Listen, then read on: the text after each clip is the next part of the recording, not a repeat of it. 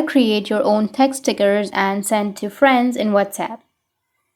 So if you want to create own text stickers and send to your friends in your WhatsApp, then what you need to do is if you open up your application, your WhatsApp application, if you go with a chat, now if you try to send a text sticker, then you won't have that option on your Android, right? So what you need to do is you just need to simply go with your Play Store.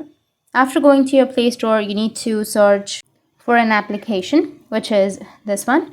Now, this application is free. You can just simply go and install the application from your Play Store or your App Store.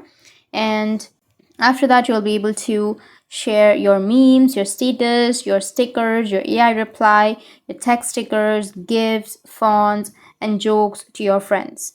It can express better with AI, and you can type in stylish fonts. You'll have amazing keyboard themes. You can chat in colorful text. You can also post it on your WhatsApp status and Insta stories. You'll have stickers, emoji keyboards. You'll have universal app search.